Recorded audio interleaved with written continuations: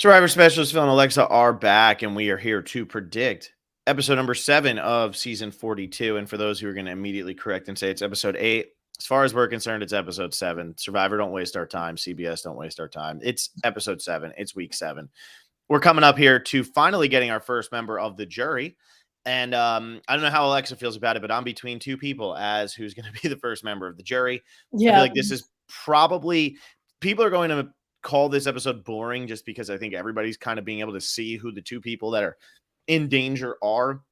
I don't necessarily think that this, that doesn't automatically make an episode boring. I always say the vote out doesn't actually matter as much as we make it seem. Although this week, I mean, based on everything we saw in the merge episode and everything like that, having a hard time seeing how it's not Tori or Chanelle. But Alexa, maybe you can defend your girl and defend my girl and tell me that Tori is not going home right now. I have the two of them at my bottom too, so not to jump too far into it, but yeah, I mean, Tori was safe because she won individual immunity, and Chanelle was safe because they couldn't vote for her. So the only reason I don't feel like it's a total lock for either of the two of them to go home is because, like, at this point in the merge, like, yeah, the dust settled after one vote, but as we talked about, like, there are 4 different people who want to be in charge right now. And I think with all of that energy, people are going to try to get rid of them. But I think Tori and Chanelle just have no agency whatsoever, that I think it is going to be easier to get rid of them. But that's always a possibility with, these kind of merges. I feel like the thing was last week, everybody went to Lydia not because they wanted to, but because Omer just did a really good job of convincing everybody that Lydia needed to go home. Mm-hmm. This week feels like the Michelle Schubert, Elizabeth, from Nasir. Like, it just feels like this is the week that everybody's just going to say, look, we don't get along with that person. Let's get rid of them, and then let's reevaluate how we can work moving forward. And the interesting thing is, between Chanelle and Tori, whoever does survive this week out of the two of them, if one of them does even go home, but if they do go home, whoever survives out of the two of them has a really good chance of going much further in this game, because now all of a sudden they can become important to other people. Yeah. And this group of 8 obviously isn't going to last, or whatever number we're at this point. And so Marianne with an idol, she's not in that group, but she has an idol. All of a sudden they're down to 10 people. There's nowhere to turn to, and you're not just going to necessarily take out the easiest person, because there's going to be divisions within that group of 8. So I think this is a big week for the two of them, because I don't think it means that they are just doomed the next week. However, I have to see how it plays out, but I think this is going to be an easy, let's just point the finger and say, hey, let's not blow things up yet. Let's not overplay. There's a lot of advantages in the game. People aren't going to want to be using them at Final 11. I think that's why ultimately we're going to see just one of those two go home this week. And it's going to be more of like a jockeying for a position. I feel like this week's episode is going to be more of like a Tocantins merge episode, where we get all this stuff, everything crazy going on, and then Joe just gets medevaced anyway. Like, that's what this feels like to me. It feels like there's going to be a lot of jockeying for position. We're going to get a lot of like, I can't trust this person. I can't do anything with this person. This person's not doing what they said they were going to do. We're going to get a whole lot of that nonsense. But then it's going to be an easy boot, but it's going to be setting up a lot for what's going to happen the rest of the season.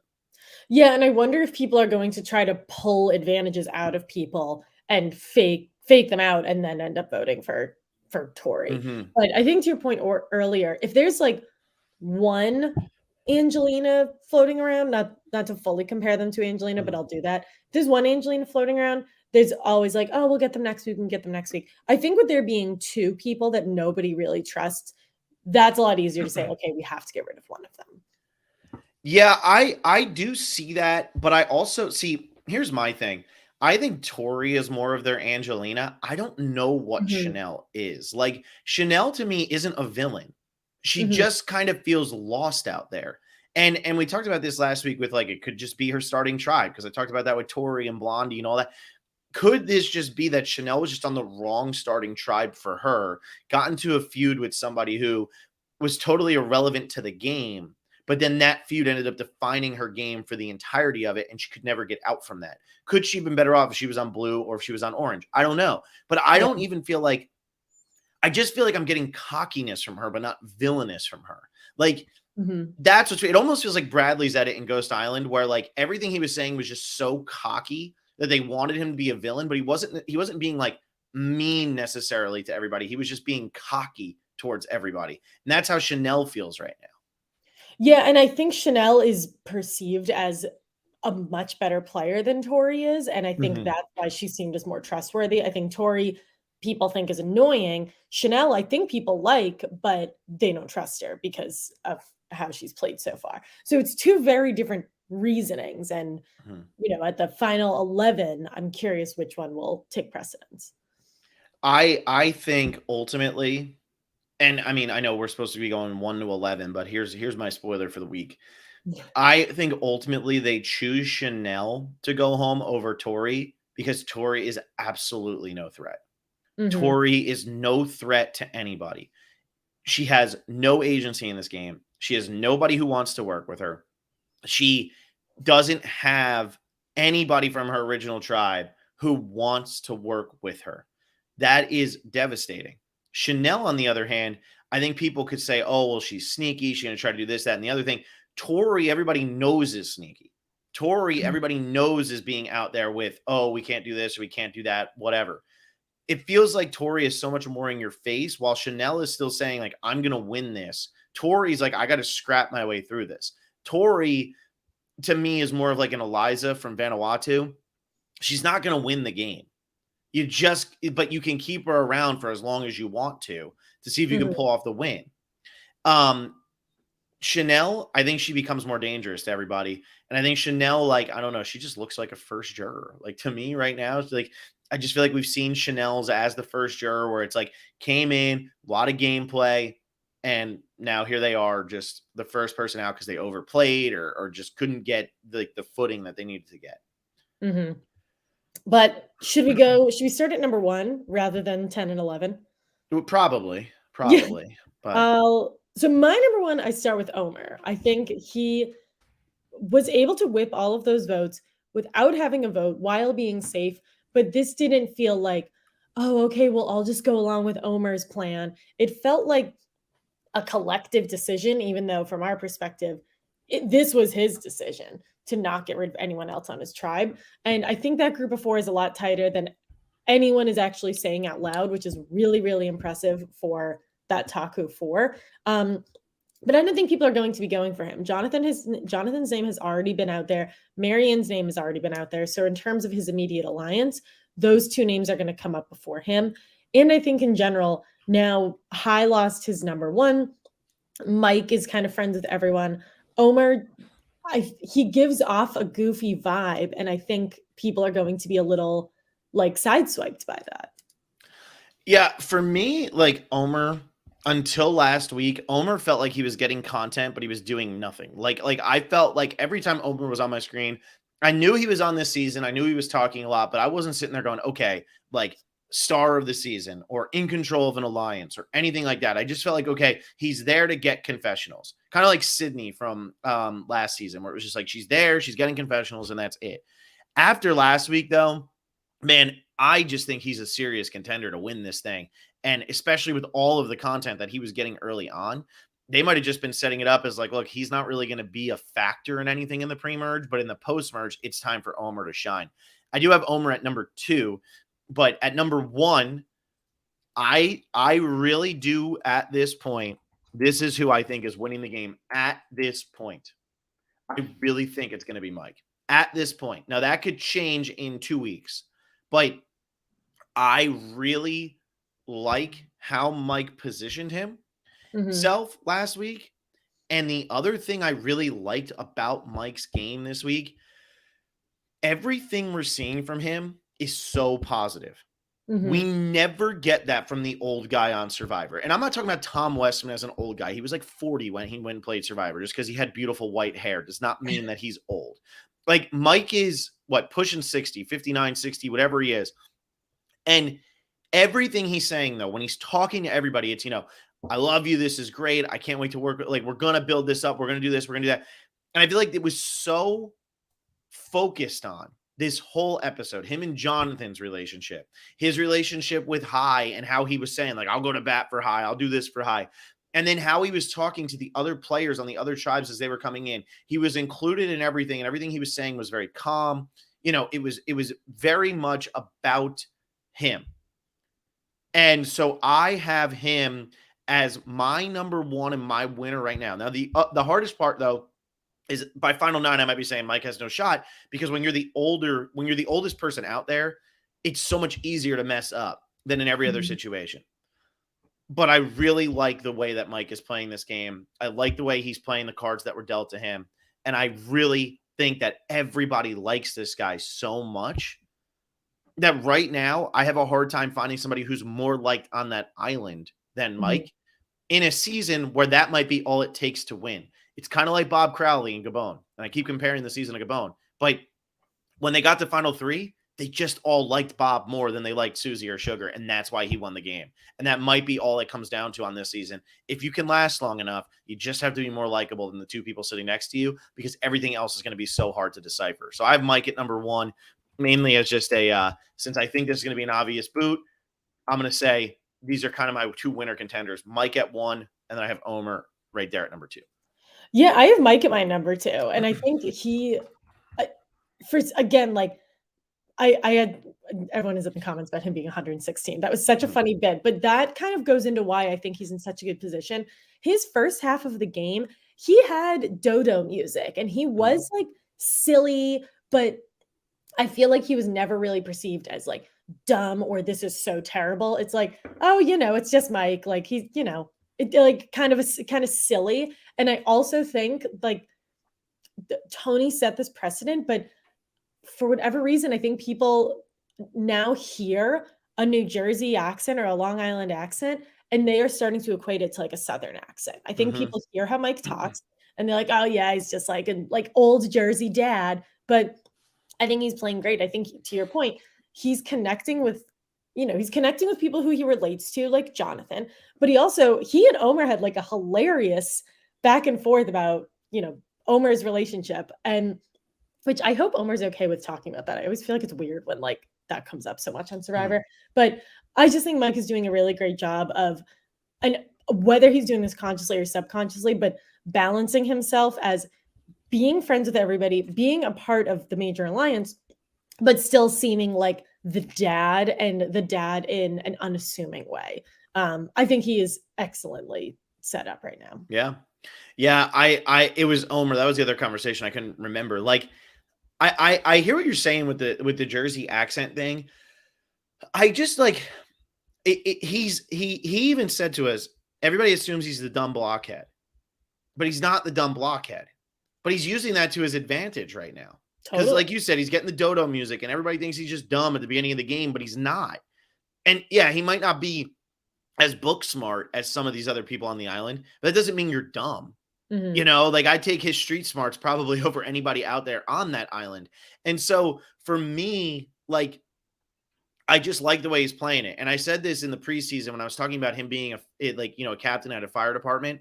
I think that has such an impact on this. Absolutely. Because he is so used to sleeping with these guys. When you're on shifts, you're doing it for 2 days at a time. You're not going home after. You're working for 48 hours. Like that's it. And I think he's so used to that, having to deal with different people and different age groups and different types of personalities, really strong person. You're not going to get a firefighter with a weak personality. That's very rarely going to happen. And so I just think like his game right now is showing how his real life experience is positively impacting his experience on the island and his ability to make relationships. He should not be able to fit in as easily as he's fitting in. Think about how different Omer and Jonathan are, even though I know they're aligned. But then think about how different Omer, Jonathan, and Hai are. He's getting along with all of them. That's really impressive, and I'm really, really liking the game he's playing. Yeah, he's been great. And I had to look up to see if he was like 59 or 60, because he doesn't seem like it, but he's 58. There you go. It's a spring chicken. Spring chicken. At number 3, I'm going to go with Drea. And Drea was my preseason winner pick. I still love the game she's playing. I know that some people have said she hasn't gotten as much like emotional content and personal content as we've seen from some of these other players. And that is true. but it could be coming. Like it could just be one of those things where they're setting us up to bring it in a little bit later. I thought hers and Marianne's interaction was very confusing. I don't know who we were supposed to side with in that, which I'm okay with. Yeah, I like that. But Marianne seemed like she was very positive but annoying, and Drea seemed like she was very stern, like somewhat disrespectful, but also at the same time just kind of aggravated with her. So I don't know who we were supposed to support in that situation. And based on the edit and what we've seen from these two prior to that, I can't really tell who we were supposed to support. But with all of the ammunition that Drea has coming into this episode, I'm not worried about her going home at all. And out of all the women who are left in the game, I think she has the best chance to win. However, I would say other than Tori and Chanelle, every woman left in the game still has a chance, including Lindsay, including Marianne. I think they all still have good chances to win. I just think that her chance is better than the others. But it is crazy. Think about last season. When we got to this point, it was a female show. Like there were so many women left in the game, very few men. At this point on this season, we are down to just 4 women or 5. It's 5 women left in the game, but 2 of them are who we feel are very much at the bottom. So Drea, I think, is the clear cut out of all the women if there's going to be a repeat winner. However, Marianne or Lindsay could turn their games around to win it. Tori would have to do something absolutely miraculous, and I just don't see Chanelle doing it at all. Yeah, I think Drea is just obviously from like how many advantages she has, like miles ahead of everyone. But yeah, I thought that comment was really weird. And Drea tweeted something along the lines of like, if someone's annoying, like you snap. Like people do stuff like that. But I think what's been really impressive about her, and I think she has just like a really she says a really good way about her. Like she's very confident, but she is not, no one has said like, oh, she's too cocky, she's the leader, she's disrespectful. Nobody has, I think, really said anything negative about her at all. So clearly this group really respects her and really likes her. And I think, there's been obviously it hasn't come up because she is on the same season as Jonathan, but seeing her in that challenge, like she like, I don't really know who else, I guess like Roxroy, Tori, whoever, was kind of the reason that Ika was winning any challenge. And she, like, obviously she's a personal trainer. She has no like meat on her bones right now, but I think like it benefits her that she's not being seen in that light. And I just think she has a really like cool, calm and collected way about her. And I'm curious what's going to happen with her and Romeo because they voted separately. And she was talking about Roxroy being a part of their 8 and wasn't referencing Romeo. But, I think Romeo is the one, they both came out looking, I think, pretty good, but Romeo is the one who ultimately voted incorrectly. He's the one who wants power. She's not saying that she wants power. I'm sure she does, but she's handling that so well. And I think she's probably going to let, these guys fight it out. And she's the one with all the advantages. So yeah, I think she's not saying she wants the power because she actually has it. Yeah, exactly. I think that's the difference. She doesn't need to desperately try to get it. She has it. But it leads into my sidekick for her number 4. I have Romeo. Now, Romeo is the highest person I have that I don't think can win the game. I think that Romeo can win now.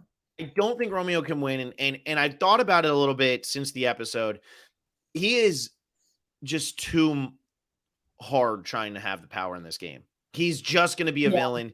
I don't, like I said before, I think the winner of this season is ultimately going to be who everybody likes the most sitting at Final Tribal Council. Romeo could be like sugar in that situation. Romeo could be very fun for us to watch.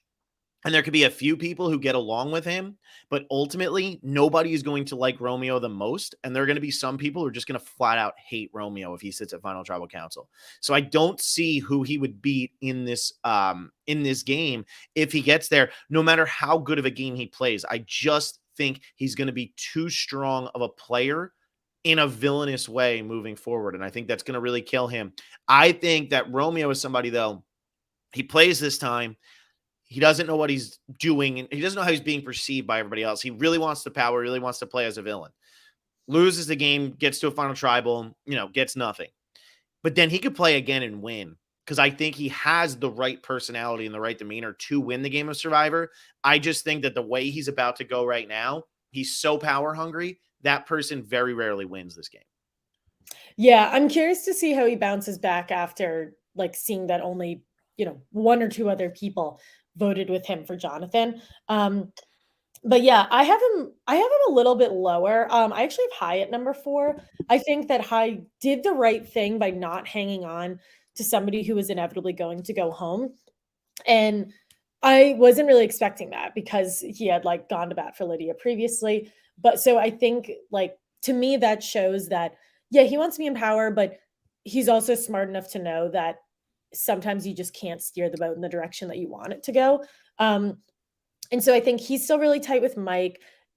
I think he clearly connected with Romeo. He has a good thing with Omar. I still think he has a lot of connections.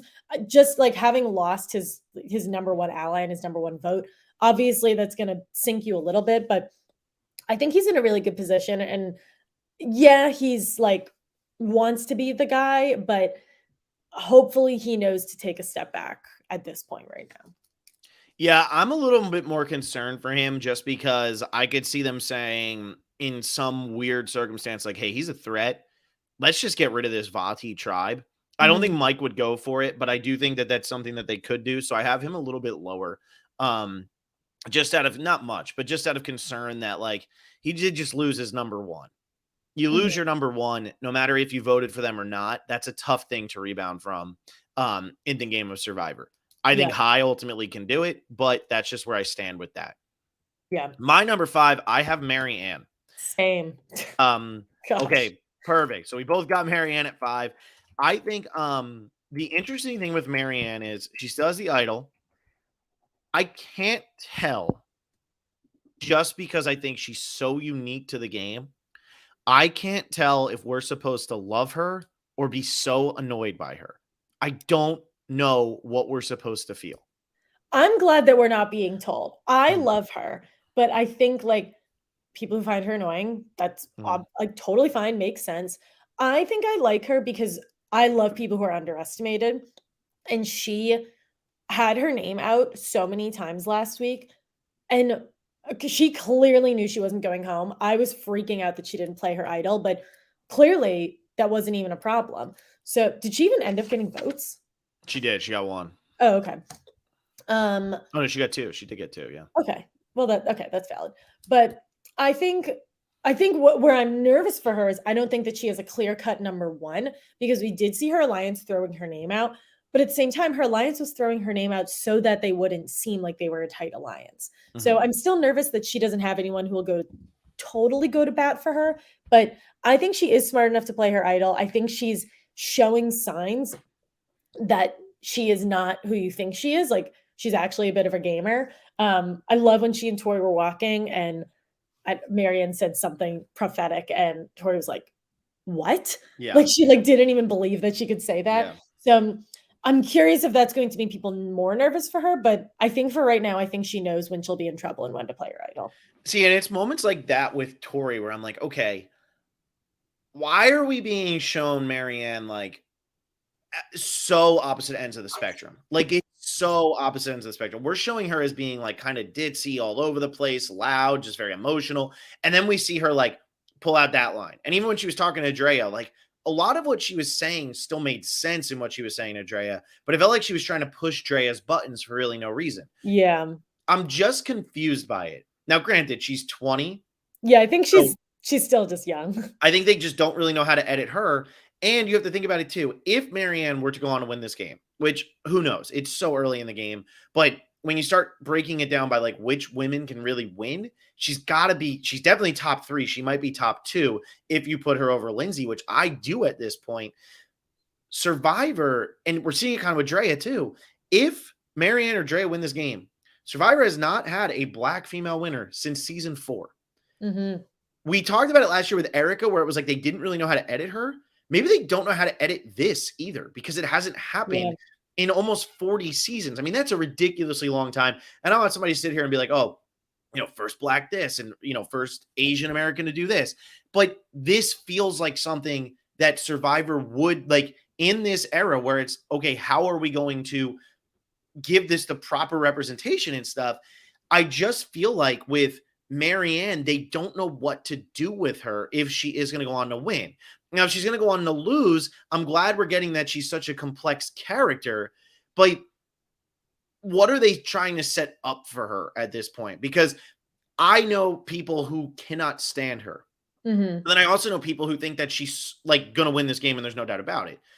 So where are we supposed to fit on this? And I agree with you. I like that we don't know, that it's not being shoved down our throats, but she's got to be one of the most polarizing players on this season. And probably in recent years, she's got to be one of the most polarizing players, because some people just can't take it at all, and others are just loving everything that she's putting out there.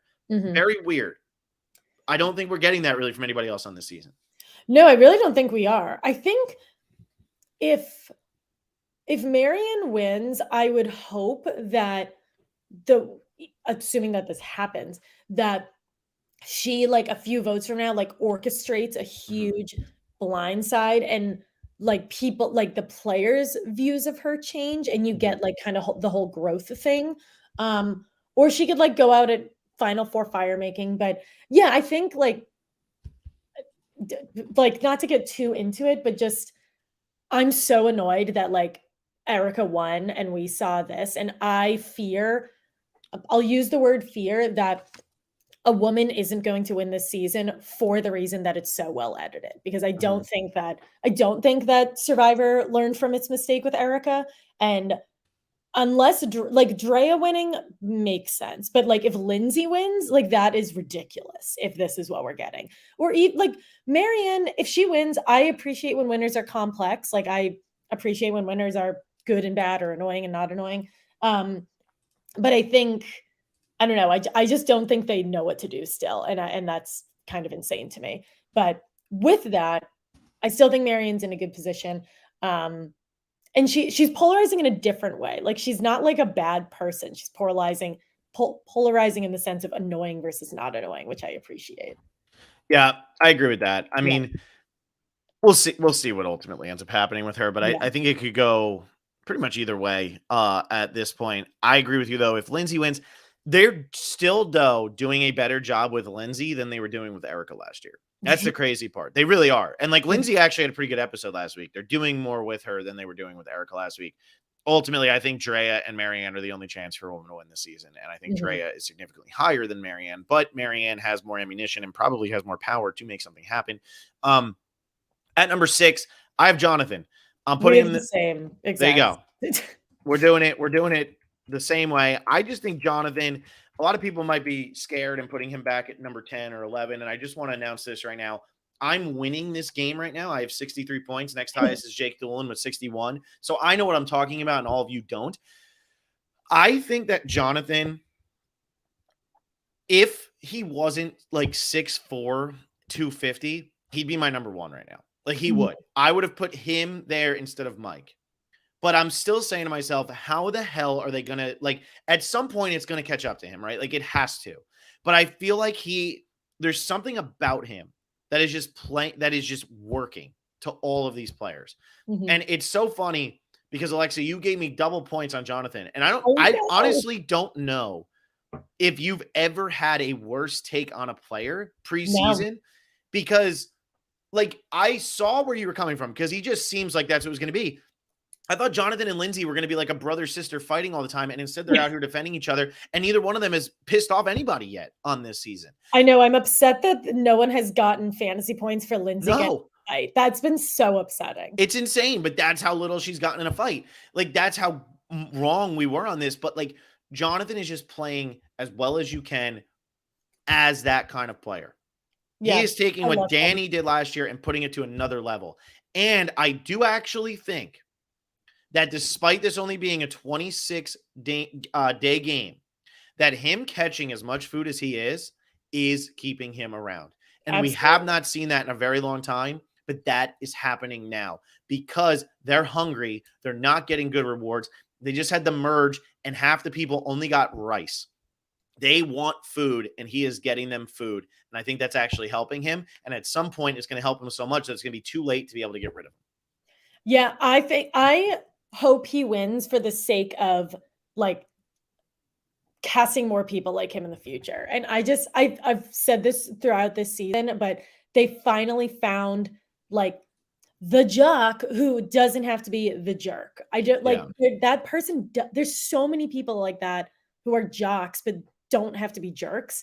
And I just think he's great. And he's like, especially hearing his conversation last week about how people make assumptions about him because of what he looks like. I completely did that. And I think a lot of people did. And I think he's like one of the highlights of this season, not just because it's pleasing to watch challenges again, but he's just really complex and different. And I think he's fine. Obviously, we both have him like middle of the pack now, but I think his name is going to constantly come up for the rest of the season, but I don't think this is the week that they're going to assume to get rid of him. He also might not be good at these kind of challenges, which would deeply benefit him. Well, and that was the thing. Like, I know Lindsay was saying it obviously to defend him, but Lindsay was 100% right. He sucks at puzzles. Everything in the post-merge now is puzzles. It's always going to end with some sort of puzzle. Very rarely is it not going to. I just don't see him being as much of a threat to people as he would be in an older season. I really like his positioning right now. I think he's in a great spot. I think he's made cross-tribe alliances really well. And everybody, like Hai said, he thinks he's one of the more physical players on this season. Nobody's going to be more physical than Jonathan, though. So why would I get rid of him right now? I think it makes sense. Yeah, 100%. All right, number 7. At number 7, I have Roxroy. Okay. So this somebody totally differ. So somebody who I really didn't have much confidence in coming into the season. I really liked his episode last week, though. And I think that he is pretty locked in with Drea and Romeo, and Drea and Romeo are in a pretty good spot. So I like where Roxroy's at right now. I actually think like he had a couple quiet episodes, but he's really surprised me with his personality. I think he's been a lot of fun for how different he is. And that's why I have him here at number 7. Yeah, I really like him. I'll get to him in a little bit, but I have Romeo at number 7. I think that Romeo is still safe, but as we talked about however many minutes ago, he was on the wrong side of the merge vote. And this is something that I've never really analyzed before, but Adam Klein has always said that merge vote is so important. It's so important to be on the right side of that because that's how the stage is set for a lot of the season. So I'm curious how Romeo will bounce back from this. The good thing is I think he and Drea are still close. Maybe they just chose not to vote together or miscommunicated. He can always go back to Drea. He can go back to Hai. He still has inroads with people. I think he just hadn't voted correctly this go around. And I don't think Jonathan knows that like Romeo is specifically targeting him because I think like the concept of getting rid of Jonathan is something that everyone thinks about. So I think he's okay. He's just like a step down because of how the vote went this week. Yep. And I have Hai at number 8. Like, I agree with you. I like what Hai did. I like that he made the move like that to vote for Lydia and not try to cause, like, to say to his new alliance, I'm with you. This is my team now. This is what I'm going to do. But I just think he's going to be too much of a threat to people. Like, I just think like he is the more threatening player out of Jonathan, him, everything like that. Just because Jonathan's bigger, Hai is so much more threatening. Yeah. And I think, unfortunately for Hai, he's also more threatening than Romeo. Like, he is just more, he is the most threatening version of physical and strategic. That sucks. And I don't know how you bounce out of that. I think he'll be fine this week. I really do think that one of my 3 ladies that I have here at the bottom are going home. But I think that Hai is in a little bit more danger than people are giving him credit for. Yeah. And as is starting to go on a little bit, and I think I said the opposite on Wednesday night, I don't see how Hai is going to be able to pull this out. I think he's just our fan favorite maybe for the season, although Marianne could still be that. Jonathan ultimately probably is the fan favorite. But Hai feels like he's just one of those people who like everybody really likes, but how the hell is he going to get to the end and win this thing? I think if he gets to the end, he can 110% win. Yeah. I think he's definitely been shown to be like the best debater or like really good at performing under pressure. But yeah, I think like the difference is he still has Mike, but Mike also has everyone now. But Hai has Romeo. So there's still a lot of love triangles floating around. So I feel like this week will really define like kind of who's in charge and maybe who isn't. My number 8 is Lindsay. I think she's fine. I would really like to see more of her. She also did a great job kind of weaving to and from people, and ultimately she ended up getting her way. No one from her tribe went home. I just have her low because she's being under edited and like maybe she gets stray bulleted, but I think she's fine. Yeah, I have Lindsay at number 9. Just because if they are going to decide to go from somebody from that alliance, it seems like Hai was talking about Lindsay a little bit, everything like that. I could see her being the one to go in this moment. I do think that Lindsay, so again, going to just straight confessionals, right? As under-edited as we have felt she has been, these are her confessional counts for the first, and I'm counting last episode as 1. So this is her confessional count for the first 6 episodes. 2, 2, 2, 1, 0, 3. It's not bad. Actually not bad. And the thing is, she hasn't really done much, but she's still managing to get confessionals pretty much every episode. She only has 1 episode where she doesn't have a confessional. And even if you separated the 2 episodes last week as 2 separate episodes, she got a confessional on both episodes. Tori didn't, and Mike didn't, but she did. So I do think that like Lindsay might be getting more attention than we think, and they might just be trying to blow her up here now. Like she's not getting an Allison edit or something along those lines. Like there's something happening here. It's just consistently lower than everybody else. It's still very consistent, though. However, she really wanted to defend Jonathan. I don't think people are bonding with her as tightly as they're bonding with Jonathan. And if Hai and Drea do say, hey, they just got rid of my number 1, and now maybe they're going to try to come after Tori, why don't we spin this on Lindsay and then turn our thing into a steal a vote? And now we're so powerful in this game, and we already have stuff. Why don't we do that? That's why I have Lindsay here at number 9, because she could be somebody who becomes expendable this week. And Marianne's not playing an idol for her. And if Hai and Drea decide to go against her, she has no protection and she's just gone. Yeah. My number 9 is Roxroy. I think he'll be fun. I think he had a great episode last week. But I think if people maybe wanted to like weaken Romeo and or Drea, they would go for Roxroy. And I think he's someone that like, I don't think anybody loves him. And obviously Tori said she loved him last week, but I don't really know why she said that. I think like if his name comes up, people would be like, okay, that's fine. And I just don't think he really has any agency in the game. For what it's worth, I don't think he really wants any agency in the game, but I have him low just because I don't think he has any real defenders. And this could be an episode where people are like, okay, well, let's just get rid of him and then deal with something else later. But obviously the 2 I have on the bottom are the 2 who I actually think are going to go. Yeah. And I think this is a more obvious one. And fun fact, Roxroy, top half of confessional givers so far on this season. We love that. Oh, he's the first person to hit 10 plus confessionals. Yeah. It's Hai, Mike, then Marianne, then Omer, then Roxroy. Roxroy has more than Tori and Drea and Lydia and Romeo and Chanelle. And Jonathan. It's insane. It's so funny. Jonathan's actually almost all the way at the bottom. Jonathan has the second least out of everybody left in the game. Second least number of confessionals? Yeah, Lindsay has the least. Jonathan's right above her. Dang.